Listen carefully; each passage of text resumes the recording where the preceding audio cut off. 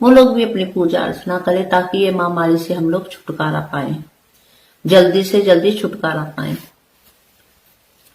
अब मैं क्योंकि मैं पहले भी जब लॉकडाउन चालू हुआ था उससे 2-3 दिन बाद आई थी और नीतीश कुमार जी से पहले भी हाथ जोड़ के गुहार लगाई थी।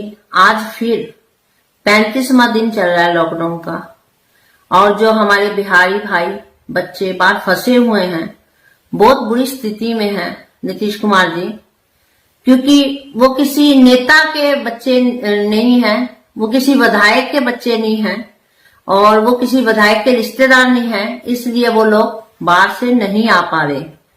और अगर वो भी विधायक के रिश्तेदार होते या विधायक के बच्चे होते तो जरूर बाहर से आ जाते। देखिए, कोरोना वायरस तो है, ये बात तो हम भी मानते हैं कि महामारी आई है हमारे इंडिया में, लेकिन उससे ज्यादा भूखमरी भी है। आप कह रहे हो कि सरकारें वहां तक मतलब कि पैसा राशन पहुंचा रही है, उनको खाने का सुविधा दे रही हैं, लेकिन नहीं, वहां तक ही पहुंच पा रहा है जहां तक मतलब कि खास इलाके जैसे टाउन लग रहा है। कई बच्चे, कई भाई ऐसी जगह पे फंसे हुए हैं जहां तक सही मायने में वहां तक राशन नहीं पहुंच रहा, क्योंकि यहाँ जब फोन किए जा रहे हैं तो यहाँ के कई लोगों को फोन से बात हो रही है तो कई लोगों की इससे बात नहीं हो रही। मेरे पास तकरीबन जितने भी फोन आए हैं, मेरे पास रिकॉर्डिंग है, जब वो बच्चे रोते हैं, जब वो भाई रोते हैं तो वो बर्दाश्त नहीं हो रहा। नीतीश कुमार जी, बर्दाश्त नहीं हो रहा। आप अपनी नाकामी को छुपाने के लिए हमारे बिहारी भाइयों को बलि पे मत चढ़ाइए। आप कोरोना वायरस का तो बता रहे हैं कि आज बिहार में 274 हो गया, 300 हो गया, लेकिन आप ये बता रहे हैं कि भूखमरी से कितने मर रहे हैं। मीडिया ये क्यों नहीं दिखा रहा कि भूखमरी से कितने मर रहे हैं। मेरे को जब डर लगता है, जब बच्चे वहां से फोन करके बात करते, मेरे भाई बात करते, रोते हैं, तो मैं दोबारा उनको बैक कॉल लगाती हूँ, इसलिए कि कोई ऐसा हरकत ना कर ले। कई बच्चे आत्महत्या करने पे मजबूर हो रहे हैं, भूख बर्दाश्त नहीं हो रही। रमजान का महीना चल रहा है, बच्चे क्या कह रहे हैं कि सुबह एक पानी का गिलास पी के रोजा रखते हैं, शाम को अफ्तारी के टाइम उनके पास कुछ नहीं होता।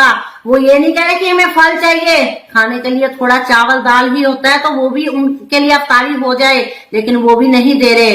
नीतीश कुमार जी अपनी आप नाकामी को छुपाने के लिए सब सरकारें बुला रही हैं। पंजाब की सरकार अपने राज्य में बुला रही है, यूपी की सरकार अपने राज्य में बुला रही है, तो आप बिहार में क्यों नहीं बुला रहे? हमारे बिहारी भाइयों को क्यों नहीं बुला रहे? आखिर किस बेस में आप अपनी नाकामी छुपाना चाहते हैं? क्योंकि आप जानते हैं आपके पास इतने आपने इतने वार्ड बनाए नहीं, खाली बिल्डिंगें बनाई हैं, बिल्डिंगों में इतना इंतजाम नहीं किया। आप बोलिए तो सही, मुंह तो खोलिए नीतीश कुमार जी कि हमारे पास इतनी सुविधा नहीं है, हमारे पास पैसे का इतना प्रॉब्लम है कि हम लोग नहीं ला सकते बिहारियों को।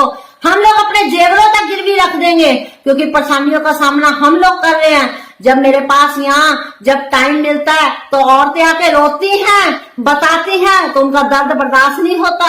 हम लोगों का भी अफ्तारी करने को उस टाइम दिल नहीं करता, क्योंकि प्रदेशों में फंसे हुए भाई जब यहाँ से मेरी बहनें जेवर गिरवी रख के उनको पैसा भेज रही हैं और तब वो लोग अपना खा रहे हैं, सरकार कह रही है दे रही है। मैं मानती हूँ कि सरकार वहां तक ही पहुंचा पा रही है, लेकिन नहीं पर त्रिपुरा में ऐसे बच्चे हालातों से गुजर रहे हैं, इतने बुरे कि जवान कभी भी, मैं मानती हूँ कि औरत रो सकती है, औरत का दिल थोड़ा कमजोर हो सकता है, लेकिन जेंट्स कभी नहीं रोता। जेंट्स तभी ही रोता है जब उसके हालात बहुत ज्यादा स्थिति बुरी हो जाती है।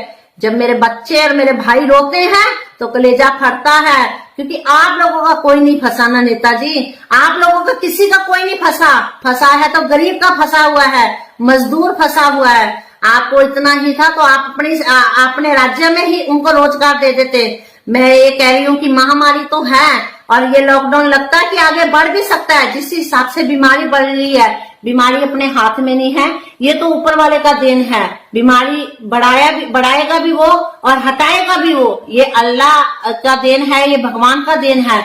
लेकिन आप अपने राज्य के लोगों को भूखमरी से मत मारिए, भूखमरी से मर जाएंगे वो बच्चे प्रदेशों में। इतना उनके दिल में ये ना हो कि फिर उसके बाद वो लोग कोई ऐसा कदम उठाए फिर रोड पे उनको आना पड़े। इसलिए आप राज्य में अगर लॉकडाउन आगे बढ़ भी रहा है तो हमारे बिहार के बच्चों को ला दीजिए। अगर आप उनको, जैसे इधर बहुत खुली जगह है, बहुत मतलब कि खेत वगैरह हैं, उनमें आप लोग टेंट लगवा के टेंटों के जरिए से उन लोगों को रखने का साधन कीजिए। अगर आपके पास नहीं है टेंटों का पैसा, उसके लिए भी हम इंतजाम करेंगे, हम चंदा करेंगे, हम झोली फैला देंगे, लेकिन हमारे बच्चे और हमारे भाई हमारे इलाके में ला दीजिए। कोटा में बच्चे फंसे हुए हैं। आप एक चीज जानते हैं, मदरसा से बच्चे यहाँ से पढ़ने जाते हैं, नन्हे मुन्ने बच्चे जो 5 7 साल 8 साल के बच्चे जो पढ़ने के लिए यहाँ से मदरसाओं में जाते हैं, वो बच्चे मदरसा में 1 साल अपने माँ के बगैर, जो बच्चे माँ के बगैर रहते हैं, और जब वो मदरसा में जाके अभी उनको 1 साल के बाद आस होती है कि रमजान के महीने में हम घर जाएंगे, अपनी अम्मी के पास रहेंगे, रोजा रखेंगे, अपनी अम्मी के साथ रहेंगे। आज वो बच्चे एक जगह पे फंसे हुए हैं, उनको सही तरीके से तो उस माँ के गले से नवाला उतरता होगा। जब उसका बच्चा वहां पे परेशान होगा, वो बच्चे कमाने नहीं गए, वो बच्चे पढ़ने गए थे। ये नहीं पता था कि हमारे बच्चे वहां पे फंस जाएंगे। महामारी आई है, हम मानते हैं, लेकिन नीतीश कुमार जी, यही अगर सरकार बनानी होती है तो आप एक दिन में श्री जी को, यादव जी को उतार के लालू की सरकार को, और आप खुद रातों रात सरकार बना लेते हो।